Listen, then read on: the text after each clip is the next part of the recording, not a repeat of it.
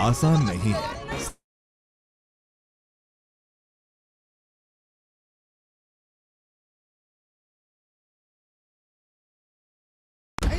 तेज नजर रहे, नजरिया साफ।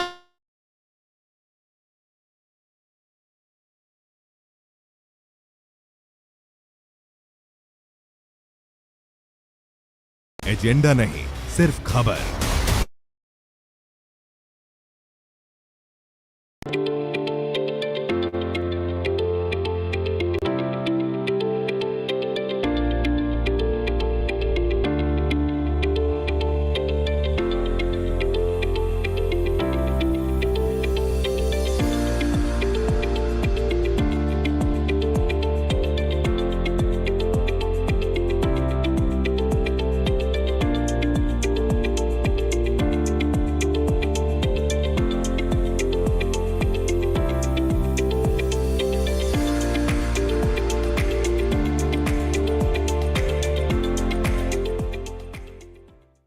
Hello and good afternoon. This is Nehal Shukla, your host for the afternoon, and I welcome you all to the yet another edition of AdGully's eminent property, Trending Now.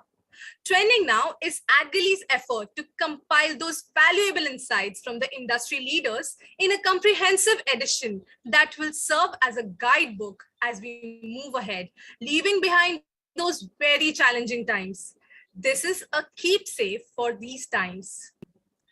Before moving forward, I would like to call upon the virtual stage Bijaya Ghosh, founder and CEO of AdGully. Ma'am, over to you. Everyone, and a very warm welcome to the launch of the latest edition of our ebook, Trending Now 2022, a definitive compilation of insights, views, strategies, and experiences of industry leaders across sectors. Coming out of the pandemic period, this edition of Trending Now has several lessons in resilience and charting out a successful recovery strategy. But above all, it is about fighting through extremely challenging times, not giving up, innovative, and being empathetic. We call this edition your personal masterclass in handling business disruptions. Before we move on to the launch, we have a very interesting panel discussion on creating advertiser pull for news broadcasters in the post-pandemic times, held by some leading names in India's media planning and buying ecosystem, including an industry veteran who's now heading a mega company based on Indian ethos. The panel is moderated by my colleague and AdGully's editor, Shanta Saikia. Over to you, Shanta. Good afternoon, everyone, and a very warm welcome to this special discussion that we have today for you, which concerns the news genre and the advertisers' traction with the genre. The topic that we have today is creating advertiser pull for news broadcasters in the post-pandemic times. And we have a very distinguished panel with us today. We have Anita Nair, COO, Patanjali Ayurved. We have Amol Dighe, CEO, Investments and Business Development, Madison Media, and Ramsai Panchapakesan, Senior VP, Zenith. So they are very seasoned professionals in media planning. Anita today represents the brand side as well. So I'm looking forward to a very rich discussion over here. During the pandemic times, when we saw fresh content drying up in most of the genres, news was a genre that had intense pull. There was a lot of traction over here. We had increasing viewership over here, people looking for information, people looking for fresh developments, especially during those very challenging years. And this also led to more advertisers coming on to different news channels. And this has led to tremendous traction for this genre. But what is happening in the post-pandemic times? How are the media planning strategies looking at news publishers in this period, especially with the tremendous transition to digital that we saw during this period? So we have a lot of interesting insights that we are expecting in the next 45 minutes or so. So I would like to start with you, Anita, since you bring the perspective both from the media planners as well as the client side. Now, when we revisit news channel positioning, so how news channels now need to uh, reposition themselves, or do they need to reposition themselves, to create a very strong brand offering for advertisers? How is it that news channels can look at creating differentiation, because there is noise from every corner? There is intense, very cutthroat competition that we see in the news genre space. And as soon as BARC started, presenting the data for news channels again, and we've seen, all the news channels claiming to have the number one position, in different day parts. And also, how important has it become for news channels to reposition and create that very strong brand differentiation, Anita?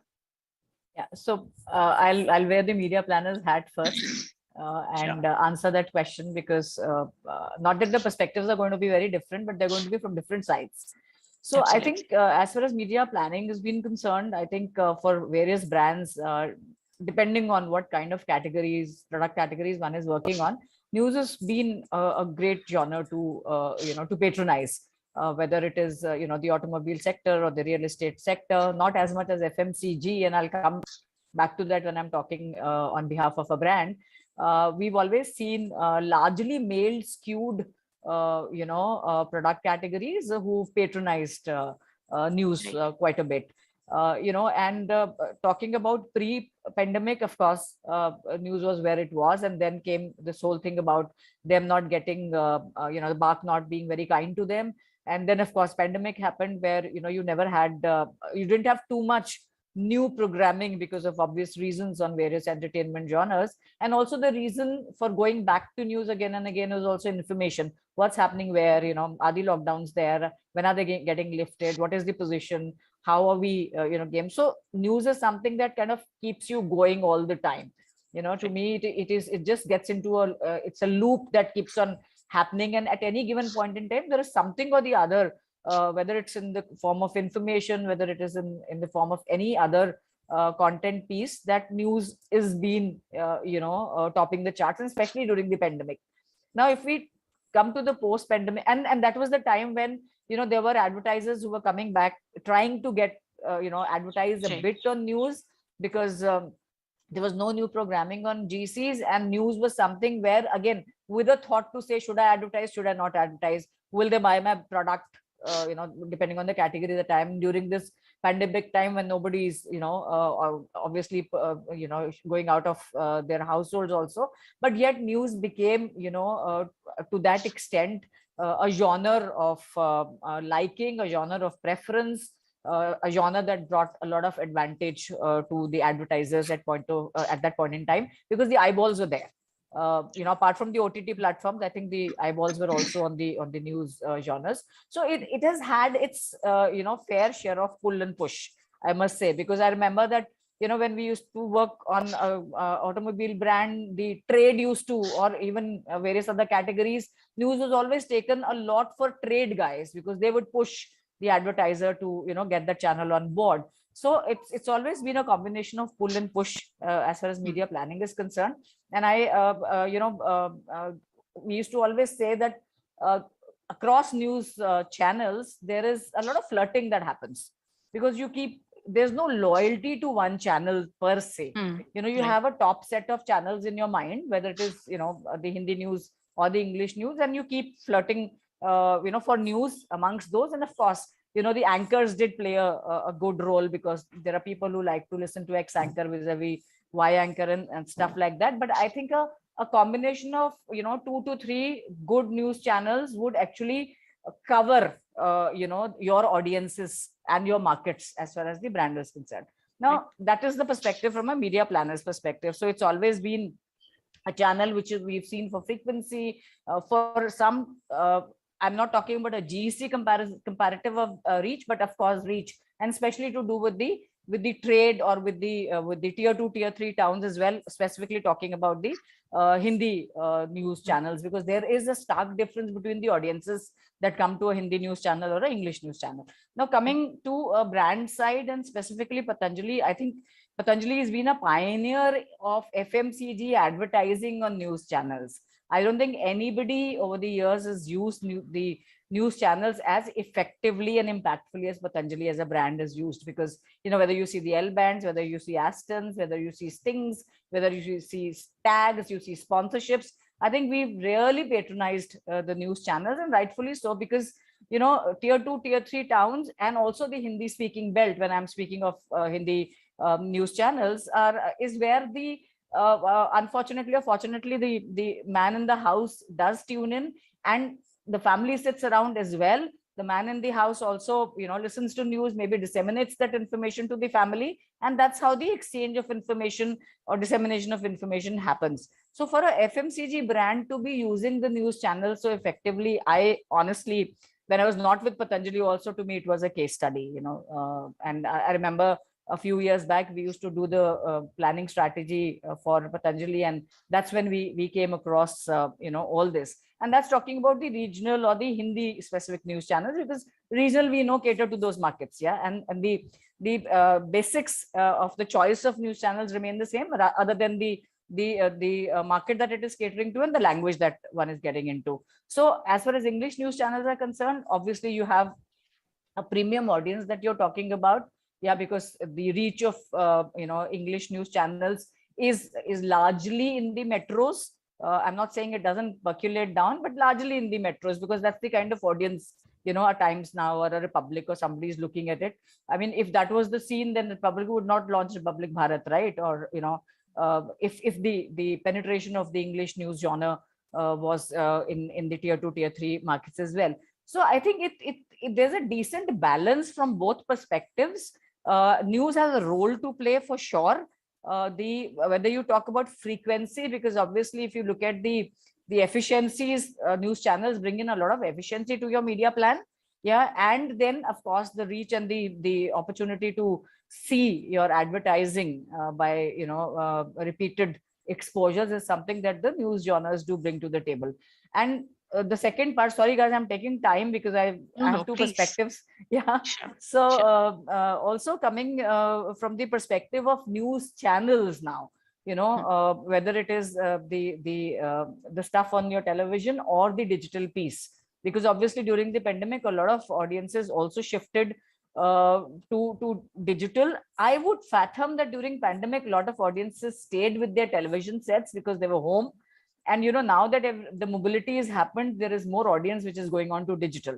But however, there are all kinds of audiences which would consume news both on your mobile phones as well as on television, per se, the linear television that we are talking about. So I think there has to be a programming content differentiation, because there was one time when news became entertainment.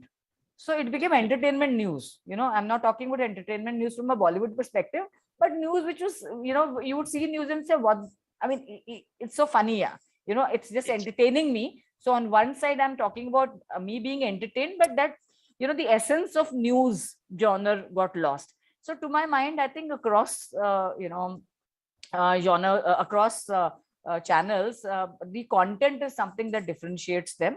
And there are these interesting initiatives that news channels take along with brands or for social causes and stuff like that, which also makes a lot of difference. I think those are the differentiators, from a content perspective. And again, what I'm saying is no rocket science, whether it is any other genre or news genre. I think content and the way the content is presented is what makes a difference. Sorry guys, I'm going to keep quiet now. So over to you, Ram and Amol. No, that's a fantastic overview that you gave, of the entire news genre in India as of today. And I think that's a very great start that we have over here. So moving on to you, Amol, as Anita said, efficiencies, frequencies, reach, right? This is offered, and news is something, where there is always freshness. There is always something breaking somewhere, some developments happening somewhere. Even in the post-pandemic times, we've seen the Russia-Ukraine conflict, fuel prices, inflation going up, so much happening all around. So with this, like Anita touched upon it, the differentiation, the differentiation part has become very important. Coming back to the question about repositioning of news channels, differentiating the content part, even the look, even the the USPs of the channel. So how that works out, and what you as a media planner you look for, when you go in and you place your clients' ads over there. How do you look at it? Yeah, so I think I pretty much agree with what Anita has said, and she's very nicely summarized all the 3 points which were supposed to be discussed. Only thing is, what I'll do is I'll also bring a perspective of a buyer.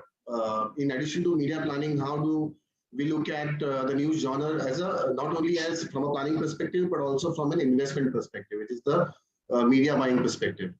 And I will just touch upon very briefly on the evolution of the media genre, of the news genre, sorry.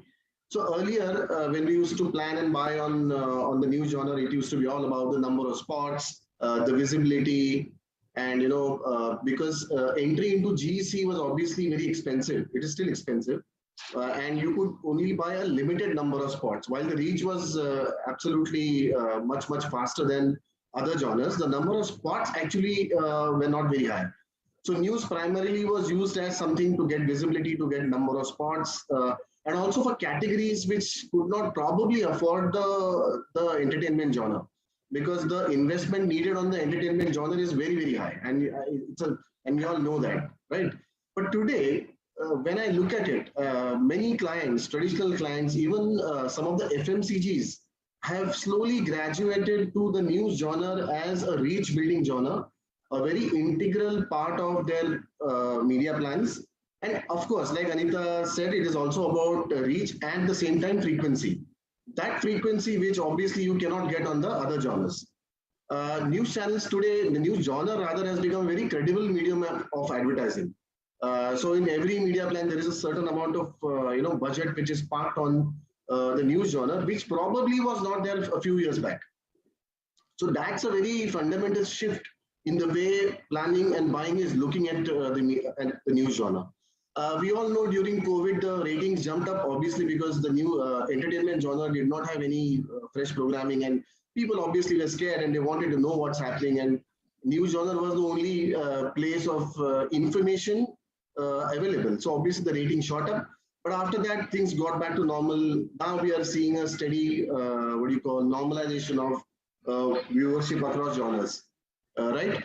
So coming from that perspective, I think the news genre today has become a very important genre of advertising from a planning and a buying perspective. Now coming to the content part, I think that is where a bit of a worry has been expressed by some of the brands, agencies handle. So for example, there are quite a few brands who say that, advertising on news channel probably is a bit toxic, because of the content shown on the news genre. And I don't want to get into the qualitative aspect of content, because that's completely the prerogative of the channels here, the news channels here. But sometimes the perception is that, the content shown is probably too sensational. It is too, disruptive. It is too toxic for our brands to be on in. And I think that is a major area of focus the news channel should definitely look at, because otherwise they'll be restricting the number of brands entry into the genre, right? Even if you look at today, what's happening on the news genre, if you look at the top 5 or 10 categories, it's dominated by innerwear, cement, steel, plastics. FMCG, of course, is a big part. But BFSI, for example, very surprisingly, is not the top genre on the category. So again, coming back to the the toxicity part, maybe that's an outcome of the content which the news broadcasters show. And I also agree that it is sensational, because every day new things are happening. especially in the political area, especially, and we all know the kind of controversies which are going on today. But I think if some of the news channels can actually differentiate the content, it is impossible to ignore the tehelkas of the world. I mean, they will go on, right? But at the same time, if you focus on showing pure play news per se, I think from that perspective it will help. For example, even when I, as a consumer, I am a huge consumer of news channels, and I sometimes struggle to watch news. All I see is, probably controversies and a lot of this high adrenaline stuff happening, which is important. But I think sometimes I struggle to watch what's happening around the globe, what's happening to the economy, what's happening to our India's trust in the global arena, for example. That is what I would like to see as a viewer. And a lot of my colleagues, a lot of my peers, friends, they all share the same opinion. So maybe it is time for the news channels to have a look at the kind of content they are showing. Again, I come back to the prerogative. It is completely left up to them. But as an advertiser, they have to make the news genre slightly more, amenable, or slightly more friendlier in that perspective. But having said that, there are so many categories which are actually built their businesses on news channels. Like I said, cements, plastics, pipes, innerwear, the kind of B2B kind of communication. In fact, they have used news channels very, very effectively. In fact, Anita spoke about Patanjali, and I completely agree. There was a time when Patanjali was all over the place, and people probably used to question the brand strategy. But I said, why not? If they're getting the visibility, they're getting it through various means of communication, not only the 30-second commercial, but the actions, bags, innovations, news branding, weather brandings. I think that's a great way to communicate that way. So that's a third point. The fourth point is the current, the ratings which have come out. So after the 4-week rolling data, what we observe is some of the ratings have gone down. But I would not jump to conclusions too soon because it was an IPL period. So I would say maybe because of IPL, some of the viewership has gone down, and I think we need to wait for another probably 6 to 8 weeks for the actual data to come out. When the data stabilizes, and then we probably hopefully should come back to the weekly data like it was there earlier to get a clear picture of the rankings and also the ratings. I also read somewhere about it being perception led. But what's happening today is, especially compared to FMCG and the large brands, they are looking at cost efficiency of the genre as well. So it is not that you buy hundreds of spots and you get visibility and then go out. You're actually looking at building reach, efficiency, frequency obviously is there. So it has been the news genre cost comparison in terms of, say, CPRB, for example, is being compared to other genres as well. And we can't run away from it. And I see that philosophy or that way of media planning and buying only going to strengthen in the coming years. And the last point is, it is probably good and bad for the genre.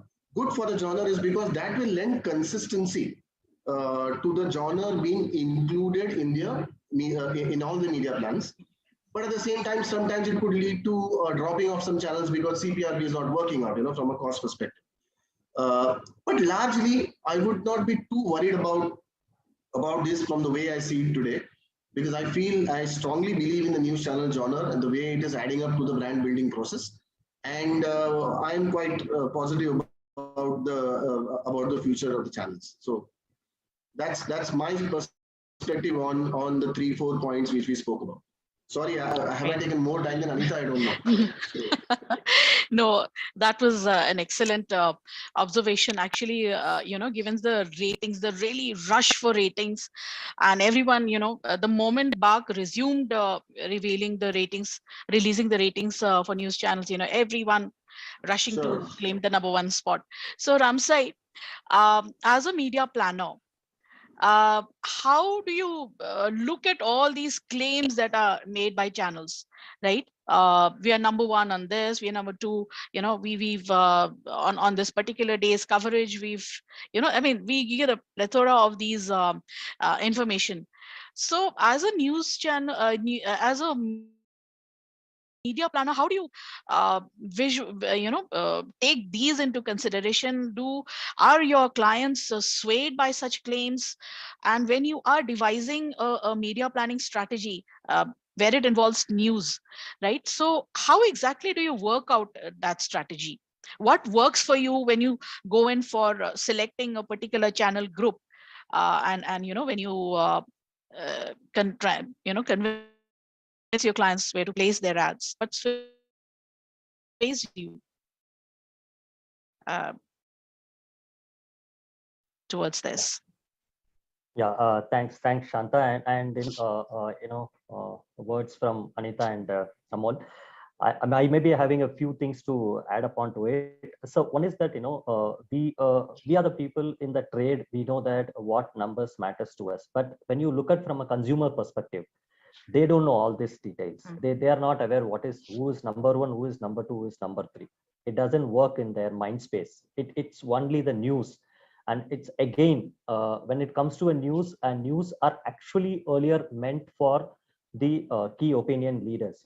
It has a call to action. News is not just a fact of a piece of an information. It just you absorb it and you just park it aside. It doesn't work like that, right? And again, news as a medium is a serious environment, as Amol pointed it out. And any of the brand today want to be present to get into the tom of consumers, which is top of mind awareness of the consumer. When you are communicating at their highly concentrated pace of mode, the communication reaches to their call to action point is far effective than the communication which goes into a frivolous environment. So yes, of course, the numbers matters a lot. One cannot ignore the numbers. When I say that, okay, for a leading GC channel, I will follow number. For the news channel, I won't follow the number. None of the brands will accept to or believe to, by that point of view. It is not about convincing the client. It is about picking the right choice for the brand. And also news is again, I just echo the words that it is a credibility builder, where it has been built through over the years, again through a loyal audiences and the loyal consumers, again with the people, the editorial board that actually try to do those news offerings to the consumers, right? Again, news has got two varieties out here, as so-called, how I've actually categorized the news is, one is a news, which is your hardcore news, and the other one is news plus. News plus is where you will see that it is of infotainment is what I will call it out. And again, people wants to hear those information also. There are certain segment of people that wanted to hear about what is happening in so and so person's celebrities life, and what is happening in so and so country. That's where it actually distinguishes. I've actually gone through some of the data, and I've just did some analysis on the pure news bulletin per se. Any news channel can afford to put only 27 to 32% of hardcore news. Other than that, everything has to be a news plus, or it has to be a repeat news, because we can only churn only that much of news in a day in our country, though India is a newsy country. Actually, we churn close to, I was having a chat with one of the leading publication editorial head, and he is of opinion that about more than a lakh of news being churned in India every day, which are all actually one or the other way related to the consumer and the brand where actually can capitalize. So when you actually work into the brand planning side, when I put the news as a part of my, even I work on new business development also, and planning also, buying also. When we actually recommend it, we actually take this qualitative aspects into a consideration. And just to give you a small example, why I say this qualitative aspects is that 17 months we had no reporting happening, right? There are about 470 million secondages have been burned over a period of. When you look at that data non-availability period, Again, the secondarages were burnt were similar to that.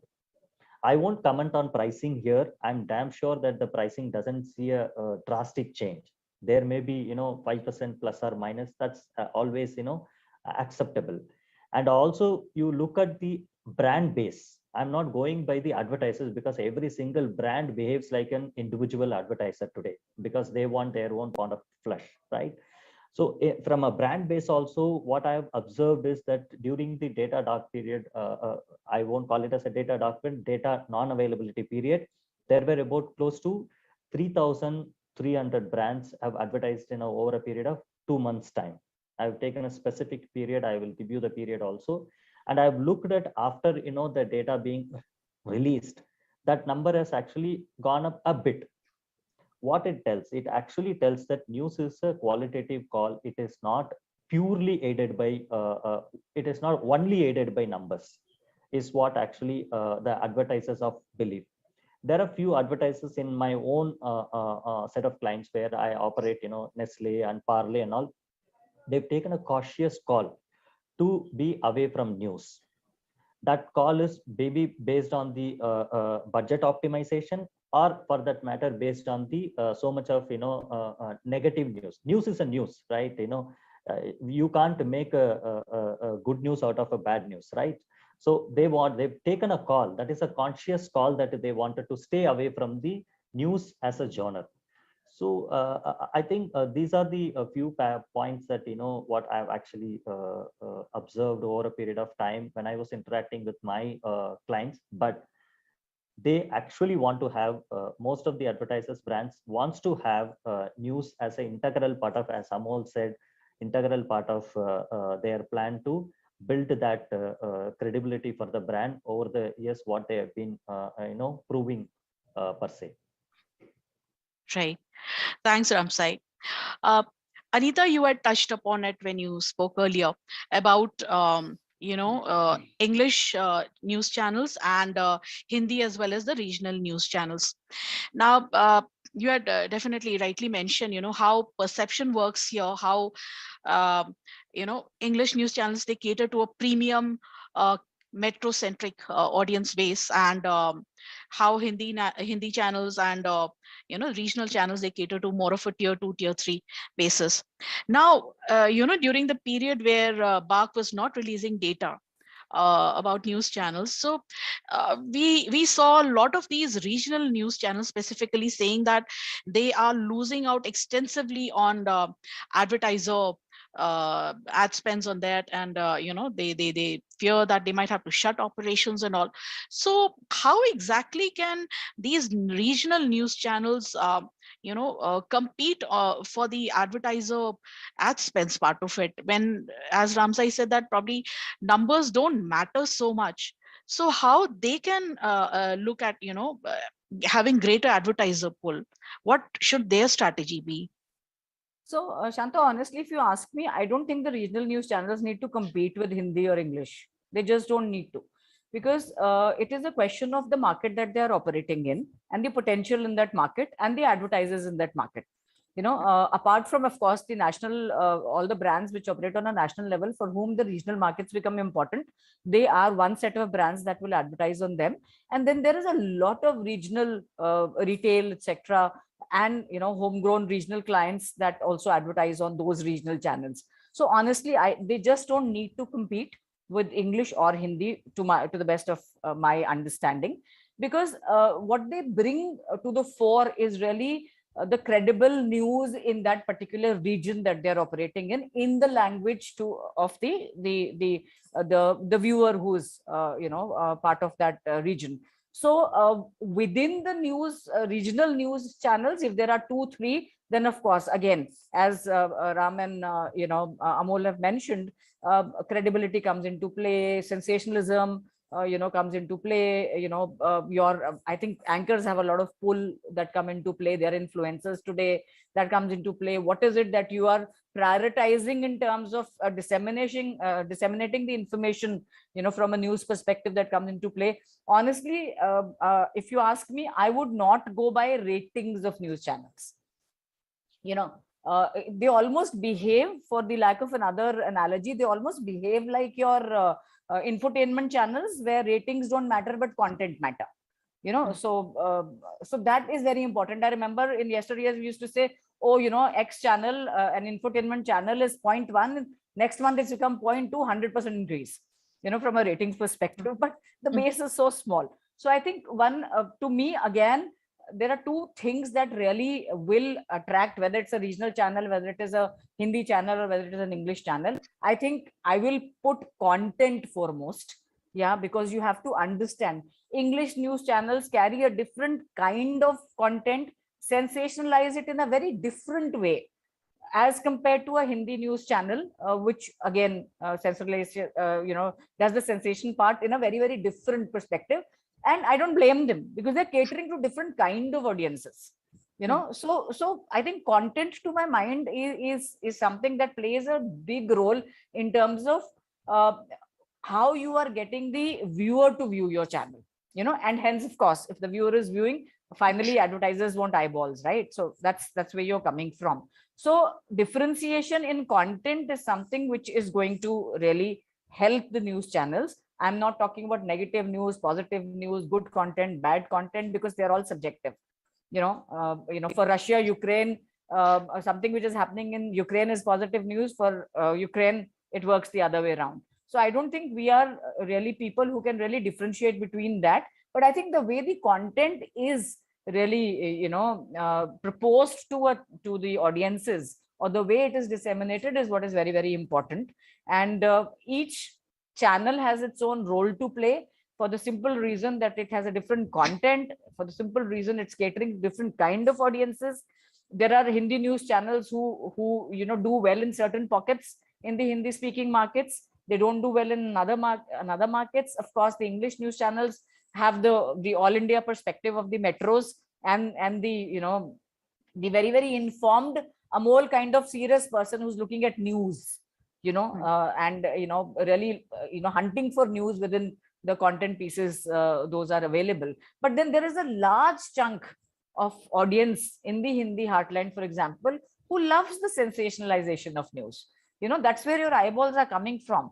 Now, if you want the underwear, pipe, cement kind of guys, you figure out what your content is going to be. If you want the automobile, BFSI kind of guys, you figure out what your content needs to be. Because I think content today, goes without saying, drives viewership, whether it is GCs or whether it is anything, anything that you're viewing is being driven by content today. I mean, if I'm watching OTT today, it's only because of content, right? Nothing else. So content is driving that, and any brand, who is looking at who the audience of that content is, should actually synergize, across them, because you can't take all news channels. News channels are efficient, the frequency you get is huge there. So there is a lot of efficiency. I'm not talking about CPRPs on news channels at all. I'm not talking about ratings on news channels at all. Everybody is number one today, in their own bit. The Russia Ukraine news, I was number one because my viewership was too big. XYZ, yesterday that Sidhu Musa thing happened, so maybe one channel is saying, and it's sad that you're actually divesting on these kind of events to see that who was the top viewed channel. But honestly, content, viewers, I mean audiences, and of course the region is, to me, three very, very important things that should go into taking on how you want to really advertise on a news channel, irrespective of the brand. Right. Thanks, Anita. Amol, now you had touched upon it briefly, but we are not really getting into the details of it. Sensationalism works. That's what viewers want to watch. Of course, on the other hand, we have serious news viewers, but ultimately news channels will be looking for garnering those eyeballs, drawing in those eyeballs, right? And we've seen, I'm not going to name any channels over here, a lot of toxic content making their way, especially during the news hour debates and all, right? And we've also seen viewership going up. We've seen advertisers getting onto it, but there have been instances where certain advertisers also pulled away from a particular channel, right? Because of that toxicity of content. So I mean, it's kind of a, a paradox over here. You draw in the viewership, but you're losing out on the advertisers here. So what works exactly? How do you deal with that? See, as I said earlier, that sensationalism, breaking news, tehelka will continue. And it is not relevant to our market. If you look at the global paradigm, it's the same. I mean, you look at the news channels in the US or in Europe, I think probably in the US, it's much more than us, in terms of sensationalism. So I think that will stay. That is not going to go away. Right, and I'm not talking about something going back to the DD kind of news, where a news anchor just reading it out. So that is not going to happen. We all know that. But the point was there has to be the point was how do you make more brands come on the genre? Some brands, as we all know, are kind of moving away from the genre because of the toxicity of the content, etc. So how do you bring them back? So I think there needs to be a balance between sensational news and actually pure play news, which the purist wants to watch. What will happen if they do that? We don't know. Maybe the ratings will go up. Maybe the time spent will go up. Maybe the ratings will go down. We don't know that. But I think some channels have to start experimenting on this. For example, news debate in prime time cannot be 2 hours. Because in metros, you get an hour or two to unwind and relax and look at channels. So if you are showing news debates for 2 hours in prime time, where is the time left for news? So it's gone to that extent where they need to think about it's their business model. If they want more relevant categories, sustainable categories, big categories and big brands to be consistently available on the news genre, then probably this is one of the ways they can look at it.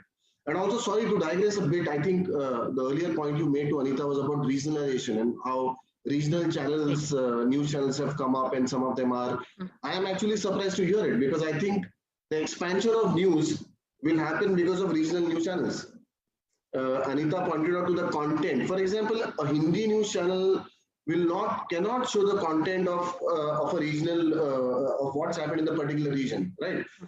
For example, I'm a huge consumer of regional news channels as well. I look at all the Maharashtrian news channels available. And the content there is very, very different from what a Hindi news channel is showing. So I think regional channels, regional news channels, probably, in fact, if you look at all major publication groups, they have all launched news channels because obviously entertainment game is very different, right? But regional news is very, very relevant because it complements the print business of that particular publication. So to expand the market, I think relevant content is extremely essential. To expand the market, and I'm talking about advertiser-based, regional news channels play a very, very significant role. Why should a local guy operating in Maharashtra and Karnataka spend his money on a Hindi news channel? It is a complete waste, isn't it? In fact, I was coming back to the question which was asked that how do channels increase business for that matter? So regionalization, geographical targeting, for example, some of the brands are looking at targeting only a specific geographies. And if one news channel can actually do it, have a relevant communication for that market, there are technologies available, for example, the split beams, what we call, which are already happening. So why can't news channels do it? So these are some of the way I think news channels can augment their advertiser base, and actually in the long run, it will be beneficial to them. Now that's my personal view.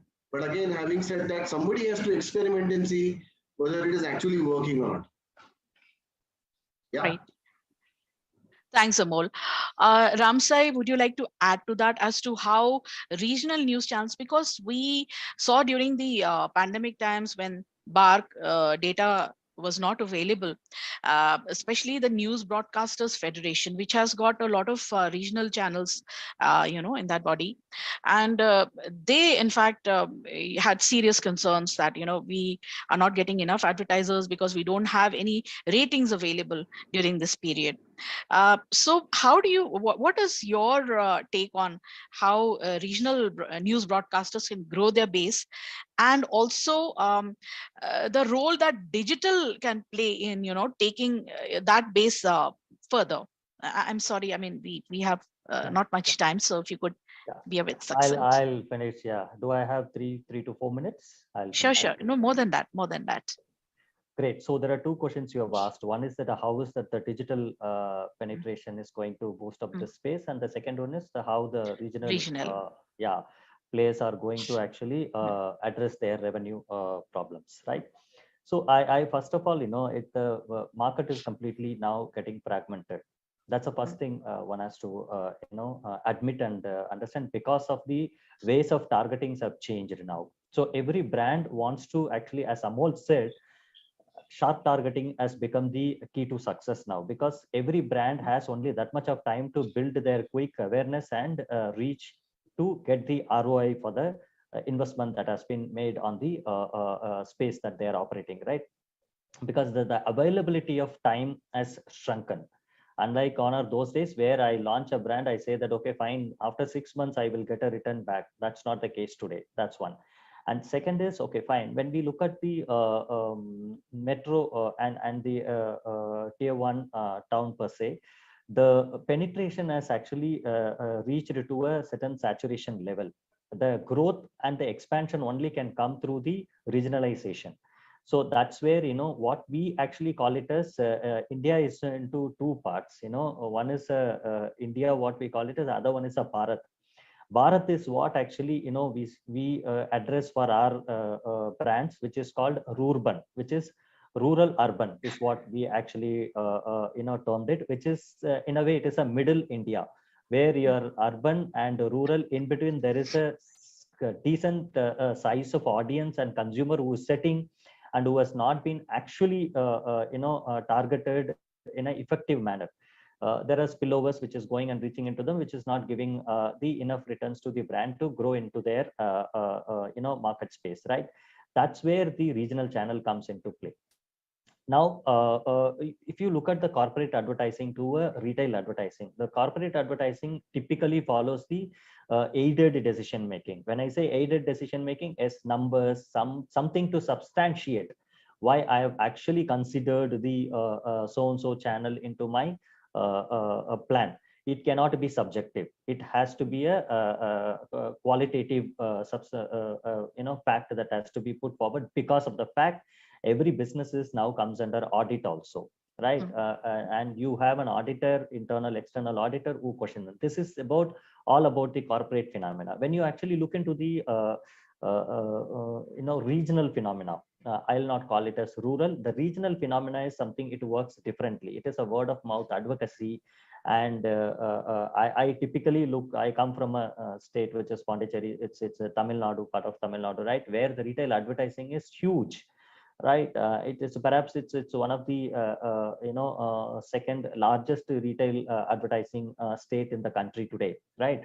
There, I happen to meet up with a lot of the sari owners and the chicken.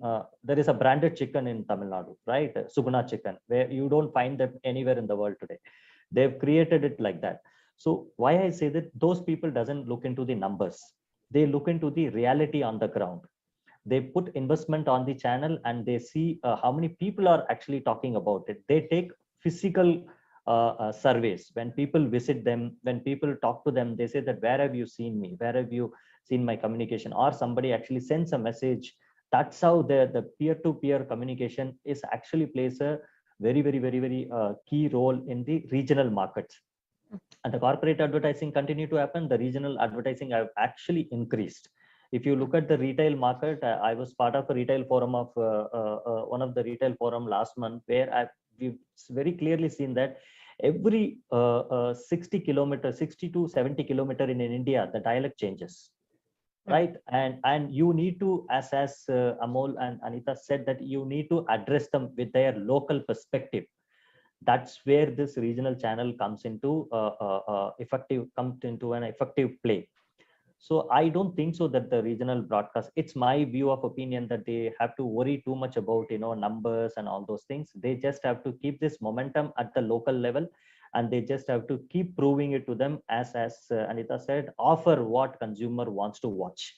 Don't force them to watch something that national television is doing, or somebody in the upcountry they are doing something. You don't have to bring and dump it and put it over here. just be with them, along with them, amongst one of them. That is where the success lies for the regional channels. And the digital space, if I have to tell you today, if you look at the top 10 regional news consumption on online, the top 8 are the regional. That's the data says. Okay, fine. In fact, I happen to read this one of the AdGalley